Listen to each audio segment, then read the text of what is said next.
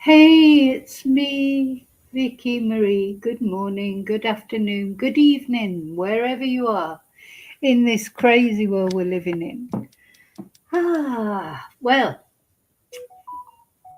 oh, forgot to turn the phone down again. I always get the notification through on my phone as soon as I start a live.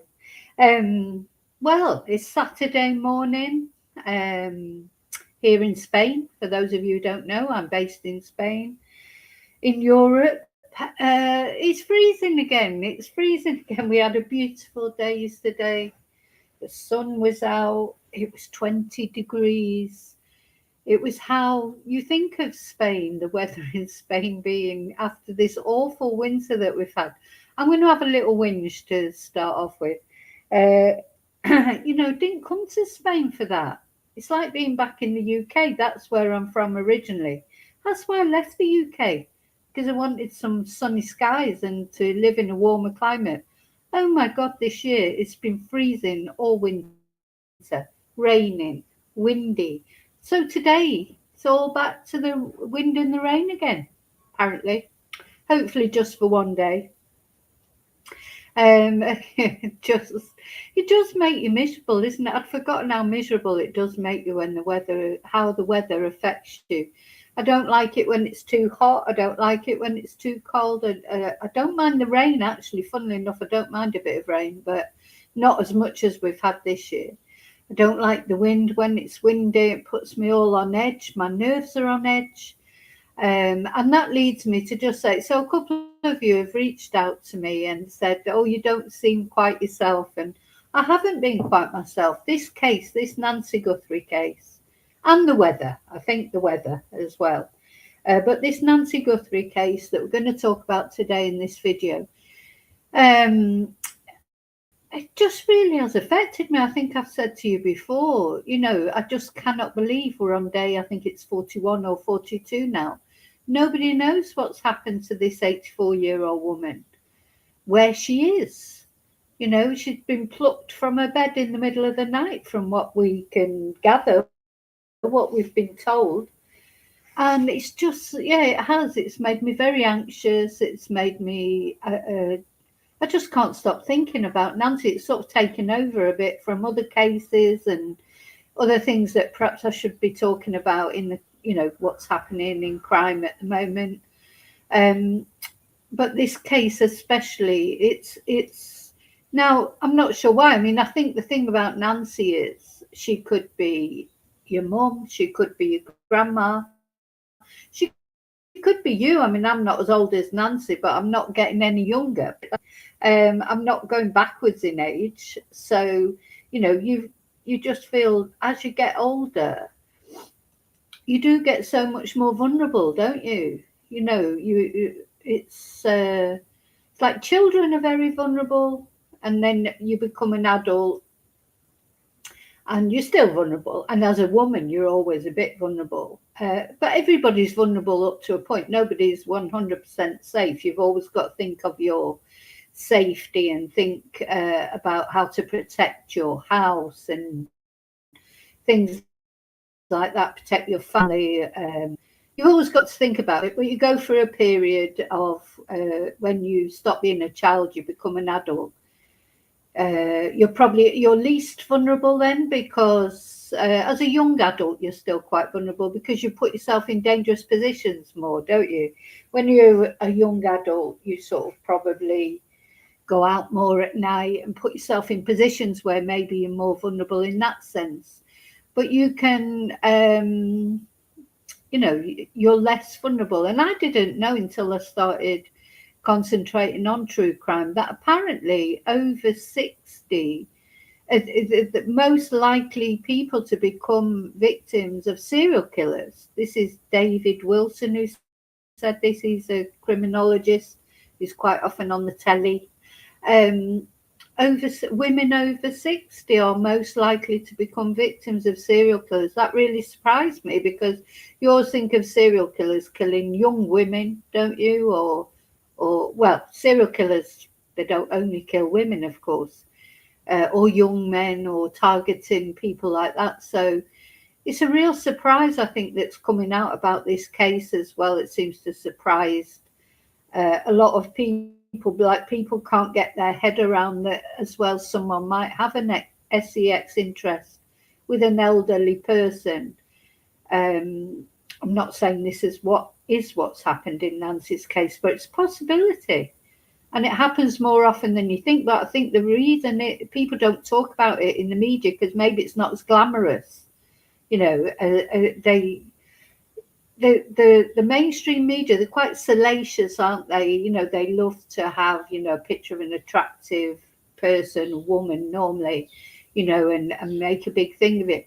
Maybe they think it wouldn't be as, wouldn't, you know, bait as many clicks if they talked about elderly people.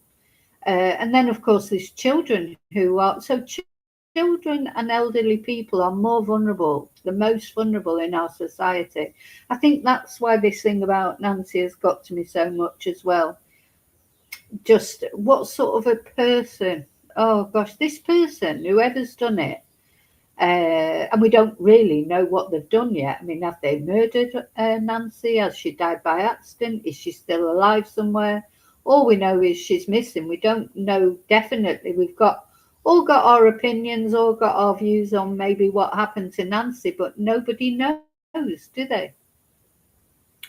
And it's that mystery, isn't it? It's that mystery, and that she was vulnerable, and that she was just sleeping in her bed. You know, you can't do anything more normal than that.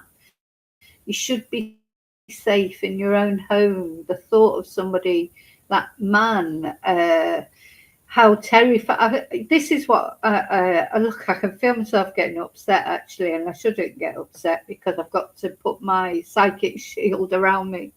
The thought of waking up in the middle of the night and that man is looking at you in his ski mask, etc. What a vile, horrible person to do this, whatever he's done.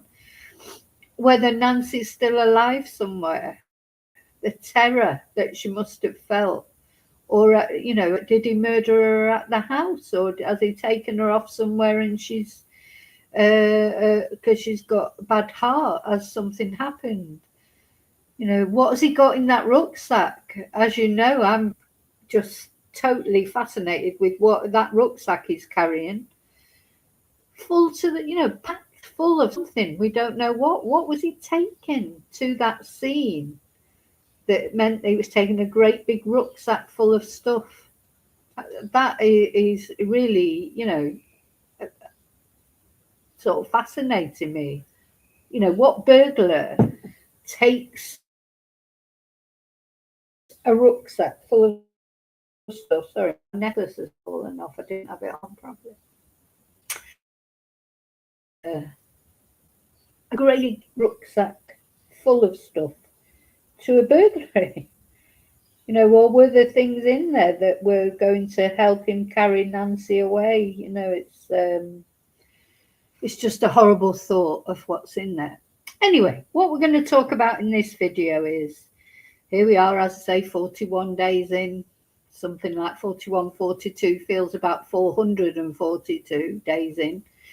And yeah, the last couple of days have been interesting, haven't they? Because the sheriff did an interview referring to the person as a suspect, singular, leading us to believe this is a lone wolf. I think it's one person. I don't think there's more than one person involved. I never have, right from the beginning. I think this is one person. I have no idea what, you know, I think it was a targeted attack, but I don't know why. And then Sheriff Nanos, he also said that they had a motive, that they knew the motive for this occurrence. What is the motive? But he didn't share with us what the motive was. But he said, we think we know the motive. Strange, isn't it? But he didn't go into any more details than that. He then said that although he thought that Nancy had been targeted specifically, nobody was safe, that this person might do it again. So what does that suggest to you? Is it some sort of serial elderly person attacker? You know, it's So that's a strange thing for him to say, isn't it? The two contradict each other, that Nancy was targeted, but nobody, everybody is at risk. People should be, other families, he referred to it as families. What's happened to the Guthrie family could happen to other people. Didn't say what's happened to Nancy. So that was his interesting language. And then just really shortly after that, the FBI came out and said they had more CCTV images, but then they said they haven't showed them us yet. And then they said there was nothing significant in them. What's the point of even saying you had them? Were they just trying to sort of get one up on Sheriff Nanos? I feel like there is, as much as Sheriff Nanos keeps saying, oh no, we're working with the FBI, there's no problem. There's definitely a problem. So just after he came out and said all that, the FBI came out and talked about these images that they've got, but that they didn't think there was anything significant. So I don't really understand why they even came out with that. It's like everyone got all excited. Oh, new CCTV images. They're not showing them, and they say there's nothing significant. So what was the point in that? That was a nothing burger, wasn't it? We're used to them in this case. Anyway, I just want to say, actually, before I carry on, thank you. I haven't said my thank yous. Thank you for watching. Thank you for liking. Please subscribe. It's completely free. Special thank you to my members. Special thank you to those who sent Ko-fis or super stickers. I'm still not there with my computer fund. I'm probably a bit down about that as well, because I don't know if I'll ever get there. I will get there. But thank you to those of you who's contributed. I will get there in the end. Thank you to those of you who sent emails, etc. As I say, lots of people, are you okay? I am okay. Honestly, I am. Just, I think I'm quite anxious at the moment, and I think it's to do with this case.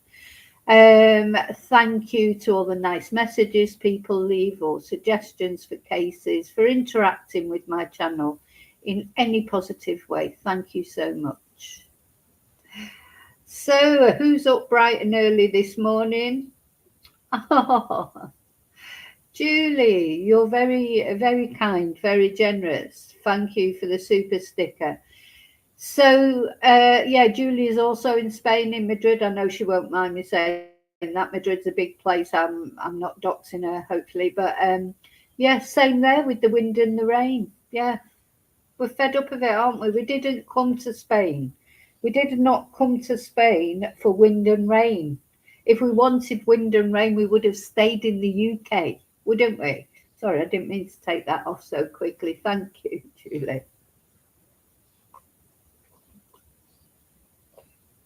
Oh, and I've meant to say for ages, I do like your profile picture there with the guitar and the music thing and that. It's really good. Anyway, thank you. Thank you for the super sticker. So, where am I going to start here? Oh, so the other thing that I'm going to talk about in this video about Nancy is very, I find it chilling, not because I think that Annie Guthrie has got anything to do with the disappearance of Nancy, though of course her and her husband Tommaso, they've come under a lot of criticism, haven't they? A lot of people have looked sideways at them from day one. When Ashley Banfield, a podcaster from America, said that Tommaso was a suspect. Now, she said a source told her. She's never backed it up with any evidence, but having said that, she's never retracted it either. Ashley Banfield I haven't even watched her now for ages, because it sort of really wound me up, that because she declared that he was a suspect, and that's what created, that's what started everyone looking at Tommaso. Maybe even before that, probably nobody was even thinking anything. And also, I mean, is she going to turn out to be right? I don't know, but she has not retracted that statement. She stood by it, in fact, and she even doubled down on it. She doubled down on her statement. And of course, that was taken, and people, oh, is Tommaso a suspect?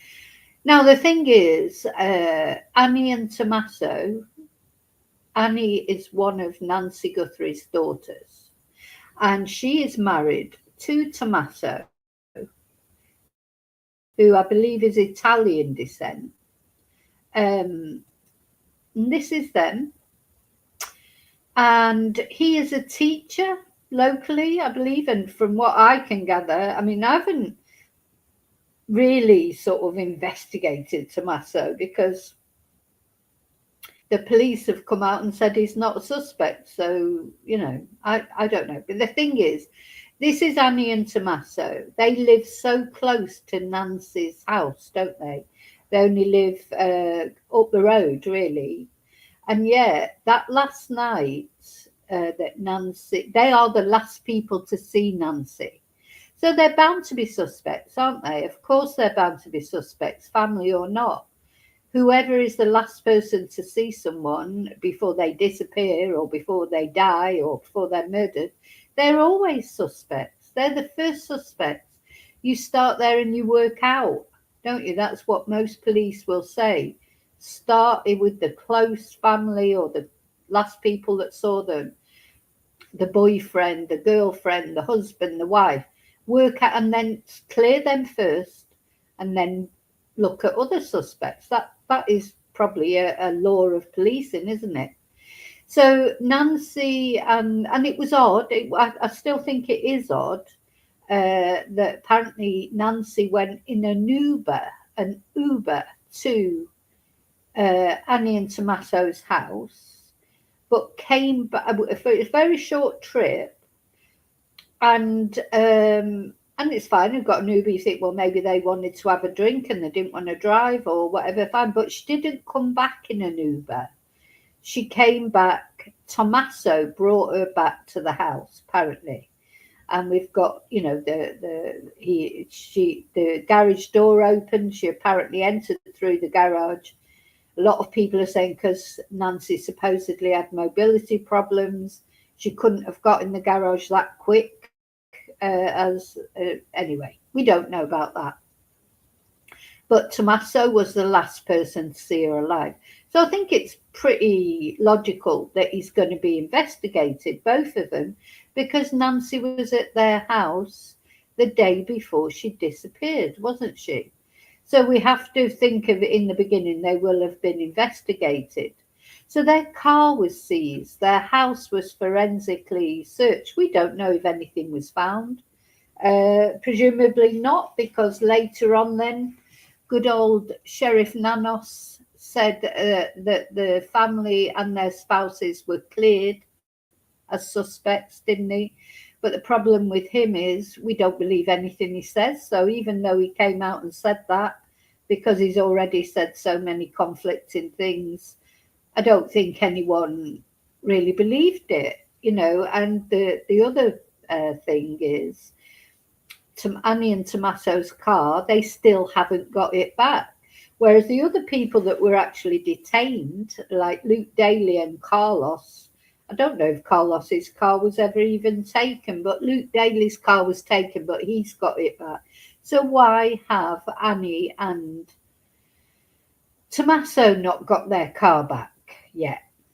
You know, this is another thing. Now, some people are saying that the thing is the FBI, they will dismantle a car when they're, you know, looking at it for forensic purposes. They'll practically take the whole car apart. So it just takes time to put it back together again to make it okay to give back to Annie and Tommaso. Maybe that's the case. We don't know. Because although the sheriff came out recently and, you know, talked a load of word salad again, he hasn't, you know, confirmed any. Oh, here's Riley. Riley's come to say hello, hello, Riley. Hello, Riley. He hasn't confirmed anything about the car. So maybe he should have said something. If he wants, you know, if he's saying that Tommaso and Annie are cleared, maybe he should say, well, yeah, they're cleared. We just need to put the car back together. Or maybe the FBI needs to come out and say that. They don't really come out and say anything of any value, do they? You you know, when Sheriff Nanos did his latest interview, you know, he didn't really come out with anything of any value. He says something and then he says, oh, you know, but that's our belief. Other people might have other beliefs, but that's our belief, as if he's dealing with beliefs like we are. We're dealing with opinions, you know, on the internet. He's not dealing with opinions. He's supposed to be dealing with evidence, he said. So why is he not just saying why is he saying that's what I believe or that's my belief? Shouldn't be his belief. It either is or it isn't. Anyway, that's my, you know, thing with Sheriff Nanos. And that's the problem. Nobody believes in what he says. So when he cleared the family, I don't think anybody believed it. That's the problem. But of course, you know, apparently I was reading today, and again, this is just my belief. No, this is not my belief. This is what I read, that Savannah Guthrie is really angry with Ashley Banfield. So Savannah, of course, is the other daughter, and Savannah is the famous daughter who is a news anchor on NBC. She's supposed to be returning to the show soon. She's the one that's done most of the appeals, hasn't she? She's been on every appeal except for one that was made by Cameron, the brother. And then she's made a couple of appeals for help from the public on her own, you know, like just her, not even with the other siblings. Annie hasn't done any appeals on her own, as far as I know. But then they showed that strength, that sort of signal of unity when they all went out and they went to Nancy's house to look at the growing sort of memorial. People are going to Nancy's house and leaving tributes, flowers, cards, paintings. Yesterday, people were leaving all sorts of things. And the Savannah, Annie, Tommaso went out together, hugging each other. Annie was audibly upset. You could hear her crying. And that was but Cameron wasn't there, but Cameron might have had to go back to his job or whatever, we don't know the circumstances there. So, it was like a show of family unity. They were all hugging each other. It just must be awful. Anyway, so apparently Savannah, according to articles that have been, is very angry with Ashley Banfield. She stands by Tommaso 100%. And she's very angry with, hello, you see his little nose sticking up there. She's very angry with Ashley Banfield for saying that. I mean, Ashley shouldn't have said it. She shouldn't have said it, not unless it was confirmed. I mean, what is her source? Who is her source who said that? Is it a legitimate source? Because, of course, then people will say, I can't reveal my sources. But you can't reveal your sources, but you're specifically accusing someone of something, of being a suspect in this disappearance of this woman. So, that is like literally you're saying that they're under suspicion when who said that?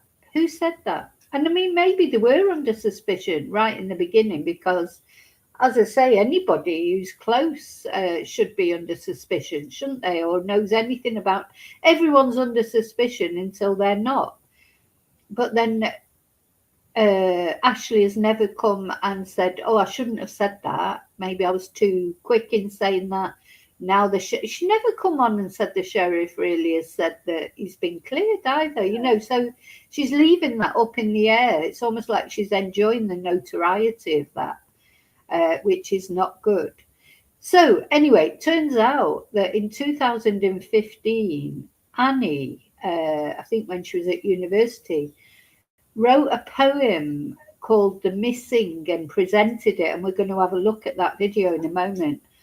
And I just found that chilling because it's a good job you can't look into the future, really, isn't it?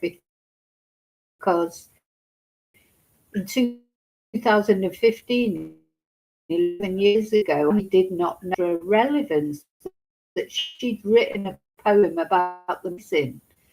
And she reads it out in this video very emotionally. So let's have a look at the video and let me know what you think. I found it chilling, and I don't mean chilling because I think Annie's got something to do with it. I found it chilling because you just don't know what's in front of you in life, is it? That's why you've got to live in the moment, because you don't know what's round the corner. Probably a good job you don't know what's round the corner sometimes. You know, like when I was saying earlier about this anxiety that I'm feeling all the time, I've got to try and get a grip on it, because there's no point either. There's no point in feeling anxious, because there's certain things in your life you can change. If it's something you can't change, you've got to switch off from it, because otherwise it can destroy you. You know, worrying about things. Worry is a terrible thing, isn't it? How many things have you worried about in your life that haven't come to pass? I mean, sometimes bad things do happen, don't get me wrong. That's the time to worry about them, isn't it? When they happen. Like how long do we worry about things before they've even happened, before it's even happened? It's very difficult, isn't it? It's almost like as human beings, we're designed to worry. I don't know, unless we're psychopaths. You know, it mustn't, perhaps it's quite nice being a narcissist or a psychopath, because you never worry about anything, do you? You just do your thing, you know, like sometimes be more empathetic. It's difficult to cope with, because I find I'm up at night now with the war and everything, and thinking about all that and worrying about all the people and what they're suffering through, and I can't do anything about it. You know, and that's why you've got to, you get up in the morning, if you've not got bombs falling on you, it's a miracle these days. You know, you get up in the morning, you make your coffee, you do your routine or whatever. You've got to be grateful for those little things, that you've not been displaced, or, you know, you're not waking up to your city in flames, or from that orange Pratt in the White House and the other horrible Pratt in Israel. So yeah, you've got to try and switch off from things. It's difficult sometimes, especially at the moment. The world is so unstable in general at the moment, isn't it? I think it's unprecedented in my lifetime. You know, there's always been wars and there's always been things, but I think this time, I don't know, I think it's having that deranged lunatic in the White House. That's what makes everything even more scary. But anyway, so let's have a look. So Annie, poor Annie. So she didn't know in 2015, when she wrote this poem and read it out, that one day it would be so appropriate to her own life. Let's have a look.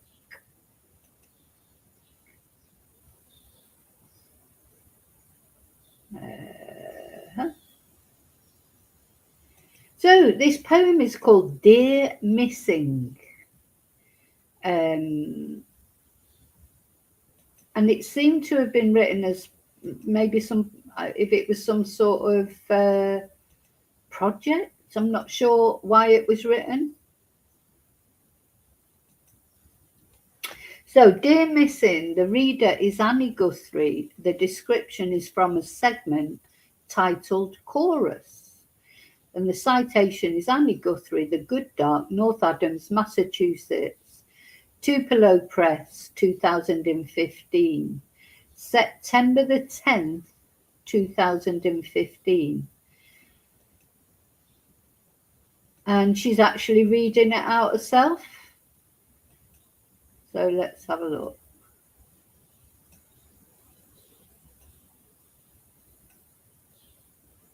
So yeah, I find it very poignant, because she didn't know that in 10 years, 10, 11 years, her mum would go missing. These next few poems are from Chorus, the middle section.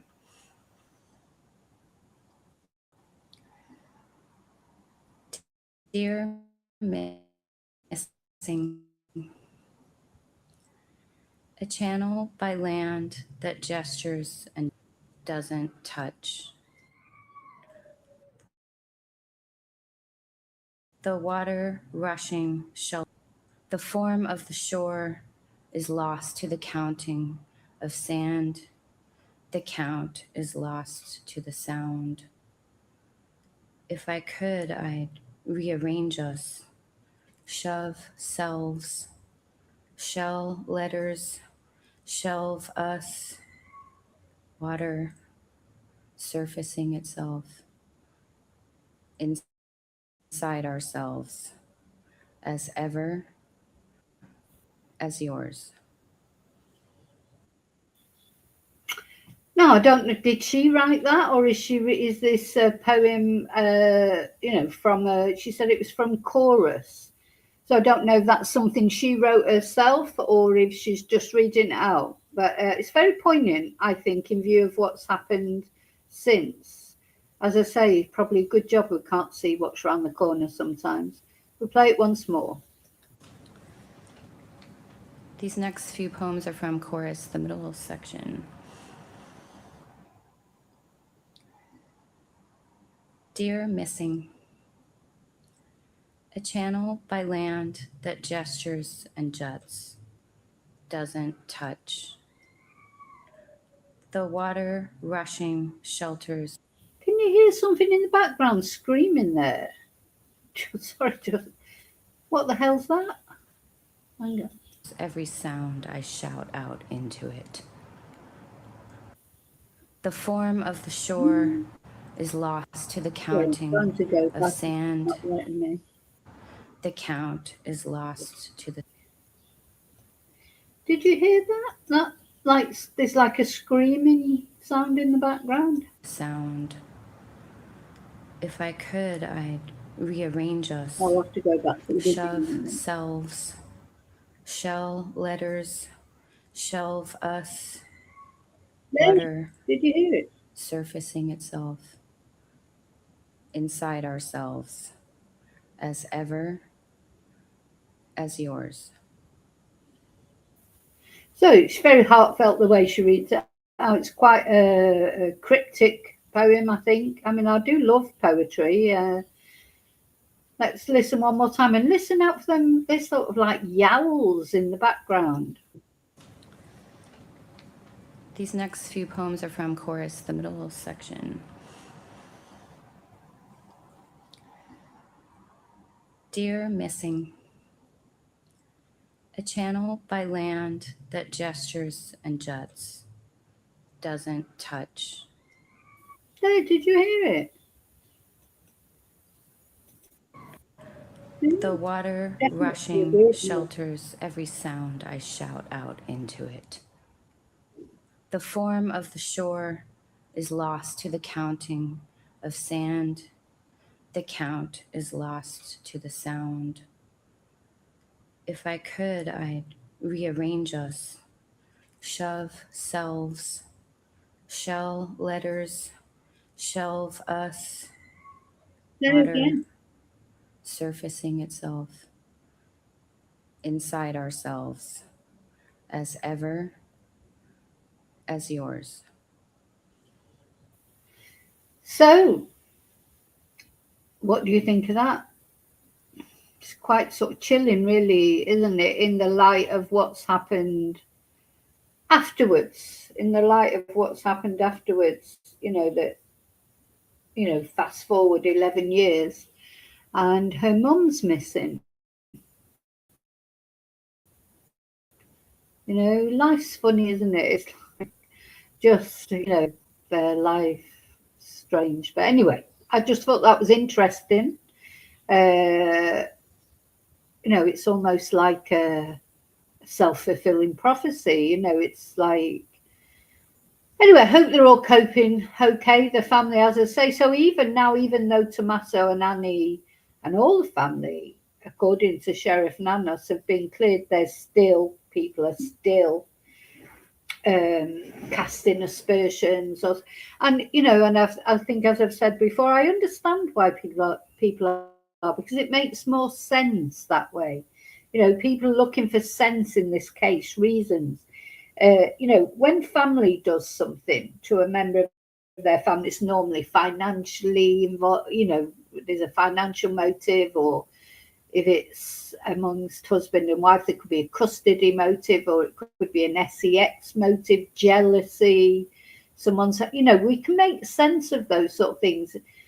I think even though, you know, we wouldn't do it, you know, but our human emotion understands why someone is jealous, or maybe understands why someone needs money because maybe they're in money problems, or we don't condone it, and I'm not saying that you would look at it and say, oh, you know, that's okay, they did it because they needed money. Not that you're going to say it's okay, but you at least, you can get a handle on it, why they've done it. People are always looking for sense in things. Well, why did they do it? Why did, you know, that's what we always want to know, the reason why. That's our human curiosity. You know, we want to understand it. And also, I think we want to understand it so we can try and avoid it happening to us, because we can learn a lot from true crime stories. You know, sometimes I watch true crime stories and I think, oh my God, why did you do that? I mean, and I don't like victim blaming. I'm not saying that victim blaming is a good thing. It's a bad thing. But literally, sometimes people, I don't know, maybe they're just not aware enough of maybe they just don't watch enough true crime videos to be aware of what can happen to you sometimes. If you, like, for example, if you're going through a divorce with someone, you should not live in the same house. That's what I've seen in true crime videos. It's the worst idea in the world. But of course, in real life, lawyers will often say to you, don't move out of the marital home, because then you lose some sort of claim on it, don't you? So you end up with these couples living together who can't stand the sight of each other anymore. Maybe they're having affairs, maybe both of them or one of them having affairs. And it's a very volatile situation, isn't it? Living with someone is hard enough when you're madly in love with them. So when it's come to the end of the line, you know, and one of you wants out, and especially if one of you wants out and the other one doesn't, it's not even you know, it's not a mutual thing. That's when bad things tend to happen. I couldn't even count the number of true crime stories that I've heard where it's been like that. Married couples, now they're divorcing, but they stay living together. Sometimes it's a money thing. I understand that they can't afford to go out off and find somewhere to live. Sometimes it's a logical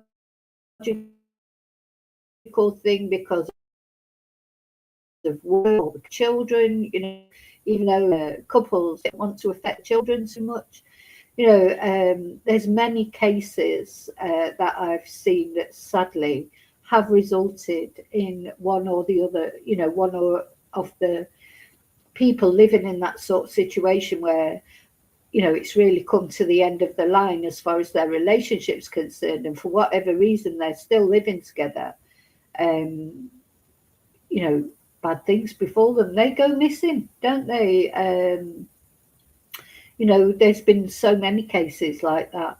So, you know, I don't know what the answer to that is, because if you're not in a financial position where you can just go and rent somewhere else when you've got nobody to go and stay with, but I would definitely recommend to people, once you've split up and made your decision, you need to get out there for your safety and for your children's safety if you've got children, because that is the most dangerous time, isn't it, when a relationship breaks up. And you know, I understand it must be so difficult, but you know, it's necessary, isn't it? You know, I know from my own history from many years ago when I was stalked by an ex-partner. If we would have still been living together in the house, I would have been dead, definitely. He was always trying to get me to go to the house. I would never go. I would never meet him anywhere except in public.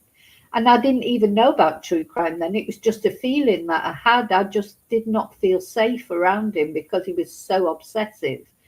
And I feel like eventually I was proven right. But, you know, nobody listens to you either. You know, even my friends. And I would say, well, I think he might do something to me. And they would say, no, he loves you. He wouldn't do anything to you.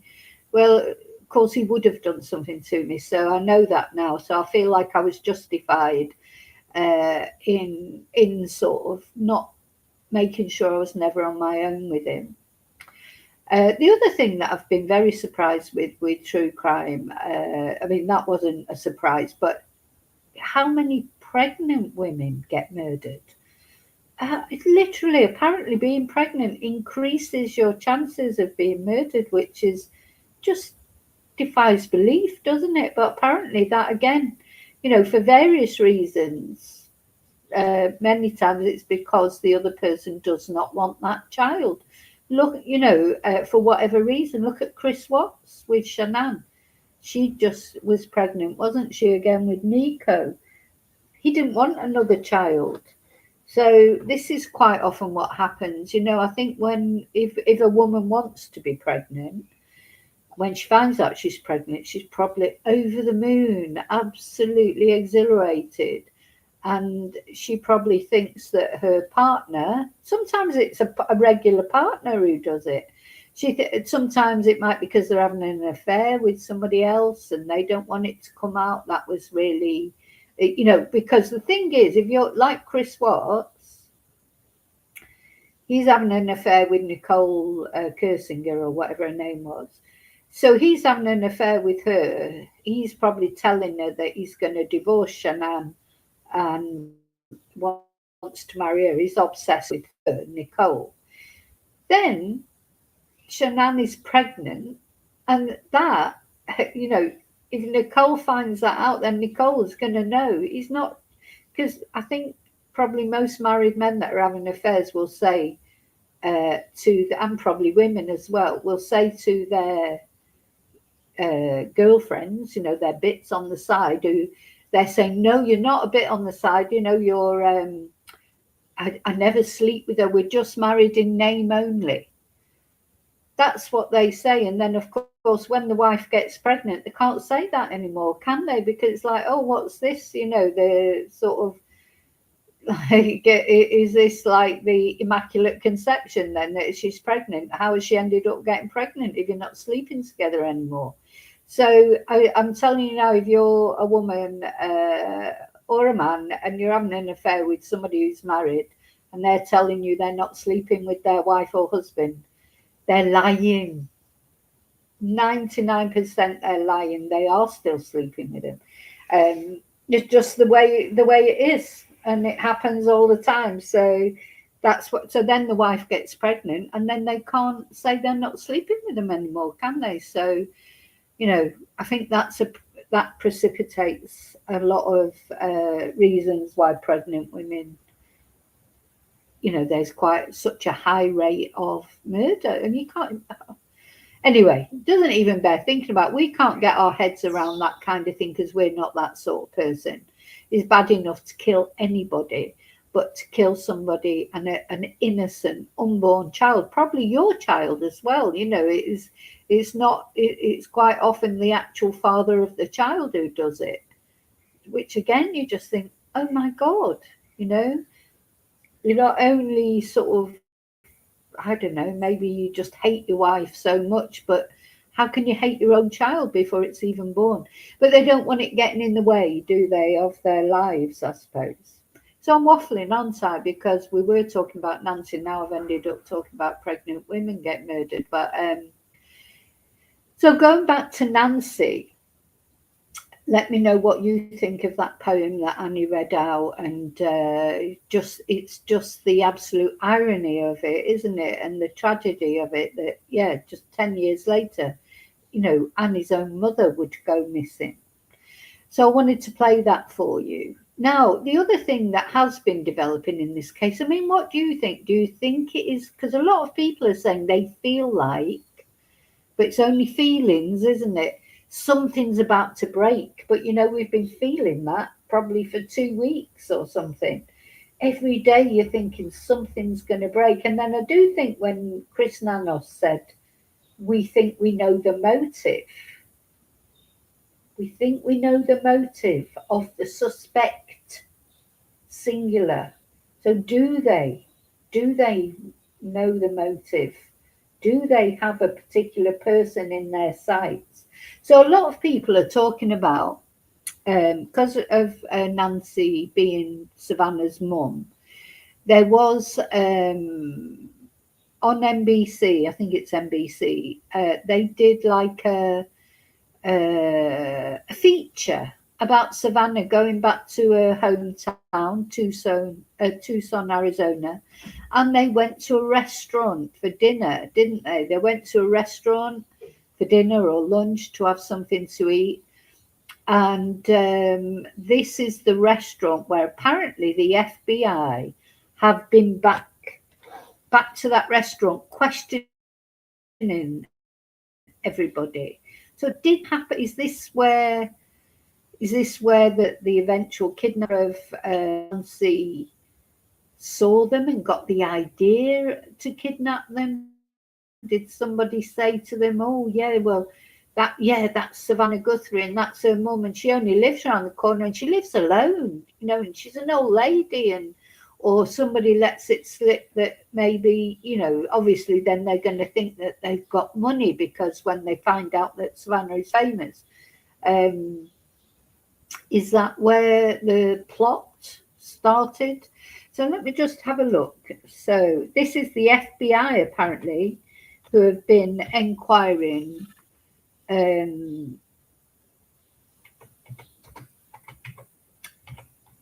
you know, interviewing people. And isn't that where it was found that the gloves that were found, or the glove that was found? Yeah. So FBI quizzes workers at the El Charro Cafe over Nancy Guthrie. So let's just share this article. So, do you think they've got some leads from this? Was there a stalker there?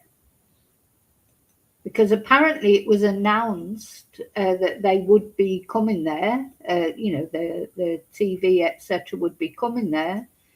Was there?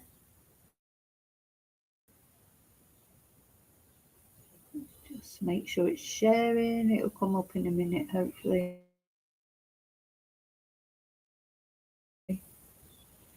Did the FBI that it was because that this is where it came to people's attention that Nancy was Savannah's mum and she just lived up the road and she lived on her own, and you know, people will have been talking about this, won't they? They definitely will have been talking about it. And as I've said before,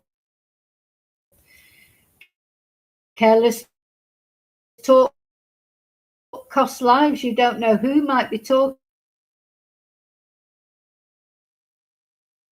to Guthrie's mum. I'm going to go and rob her. Quizzes workers at the Mexican eatery where Nancy Guthrie filmed the Today segment before kidnapping. Now, see,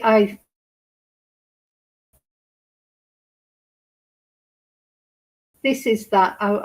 I'm going to play this video actually.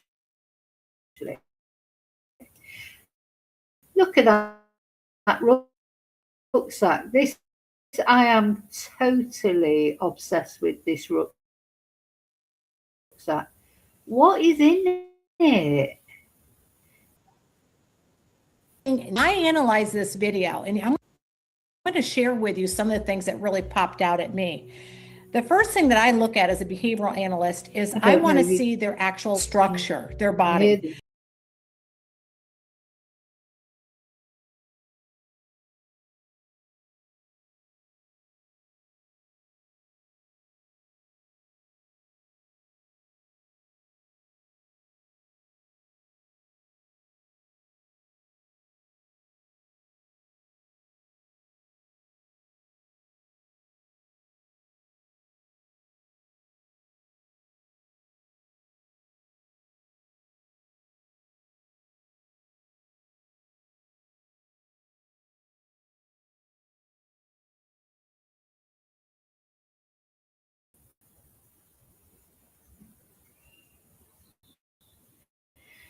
I think I should be back now. I'm back now, but I think I may not be able to play that video because, yeah, I'm not going to try and play the video because that's what seems to make it glitchy. So I'm just going to read it out. I'm going to read out the article. Oh. Or shall I try one more time? Let's see. No. So when I try and play the video, it goes all glitchy. So there you go. That's just getting on my nerves about not having a proper computer. Anyway, so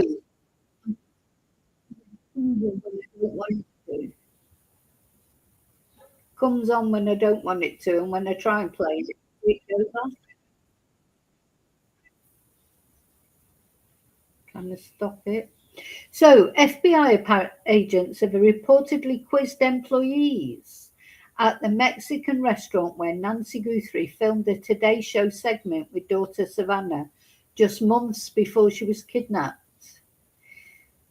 So apparently, federal agents showed up at the restaurant to ask if workers recalled seeing anyone suspicious while the Guthries were there filming. So what do you think? Do you think, anyway, in addition to any dodgy characters, workers were also asked if there was anyone who wanted to take pictures or who got angry or who was lingering around in a creepy way. So, of course, we don't know what the answers were. So the restaurant was one of several places featured in the October segment. So October, so not that long ago, that the feds have returned to as the hunt for the missing grandmother has continued. So the El Charro Cafe is a historic downtown Tucson site, and they shared the footage of the segment being filmed there. So apparently the Guthrie family have been regulars at this restaurant for ages. I'm going to get a photo up about it in a minute, a photo of the restaurant. And the chef, Carlotta Flores, told this is the New York Post I'm reading from, told the Post the Guthrie family had been regulars for years. And she said, I have absolutely nothing to say but wonderful things about their family. If you think about your grandmother, that's the way Nancy is. She's a humble, proud mom who only wants good things for her family. She's proud of her children, and she just happens to have a daughter who is in the limelight. So let's get a picture up of this. El Charro Cafe. So apparently the Guthrie families, or one of their favourite restaurants, a historic downtown Tucson site. I'm going to try and get a picture up. I mean, what do you think? Do you think that it's possible there's any connection there? You know, we saw that other video that was done. El Charro Cafe downtown. Let's have a look. Website. I'm going to share the website with you. Hey, Angel. Hi, Daniel.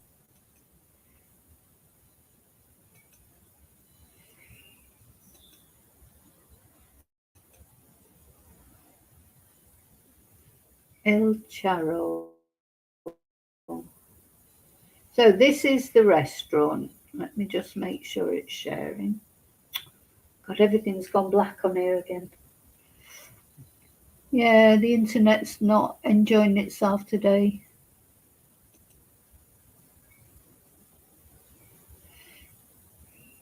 And this is going to make me hungry because I haven't had my breakfast yet. Right. Home and history. El Charro Cafe, established, I want home and history. Established in 1922 by our, God, it keeps flicking off. Why is it doing that? Established in 1922 by our beloved Tia Monica Flynn. So tia means auntie in Spanish. So is that by our beloved Tia Monica Flynn? So is it our auntie? El Charro Cafe of Tucson, Arizona is the nation's oldest Mexican restaurant in continuous operation by the same family. So it's a family-run restaurant. Our Tia Monica, a true entrepreneur and burgeoning chef, came to Tucson via France in the 1800s when her father Jules, a famous stonemason, was commissioned to build the city's pristine St. Augustine Cathedral. Jules, whose signature work can be seen throughout Tucson's historic district, also built the family's residence in 1896. The same building is now This same building is now home to the original downtown El Charro Cafe location in Court Avenue.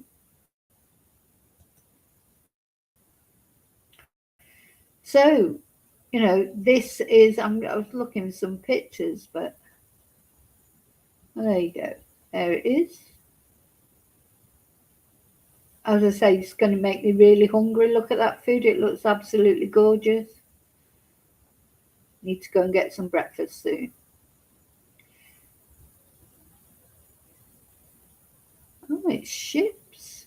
It says El Charro Cafe offers a wide variety of northern Mexican and Tucson-style Mexican dishes from enchiladas to tamales to mini chimis, and their insanely delicious food has been hailed by everyone from Bon Appetit to the New York Times to Nation's Restaurant News, which named it as one of America's 50 most iconic restaurants. Mexican food doesn't get more delicious than this. And now it's shipping nationwide. So you can order from there nationwide, apparently. Oh, God, I can't look at them eating. I'm so hungry. So this must be the Tia that started it all. Yeah, and that's it in... I wonder if I can look at that closer. Yeah, this is it in olden days, El Charro. And this is where the FBI have been. Oh, gosh, food looks gorgeous. Oh, this is where the FBI have been chatting to people and trying to find out if anything strange happened when Savannah took her mum, Nancy, and they did that televised, this is it now, I think. They did that televised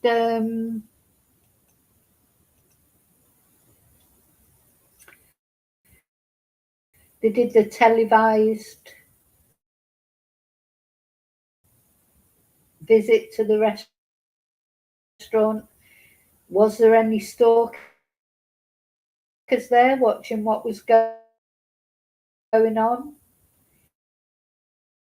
Because apparently this visit to an interest of our Nancy until the day that it happened, and then thought, oh, what's going on here? Inquired about it amongst people and found out that, oh yeah, that's Savannah Guthrie, that's her mum. She lives up the road on her own. You just don't know, do you? So anyway, the FBI have been there and they've been chatting to people, asking them things.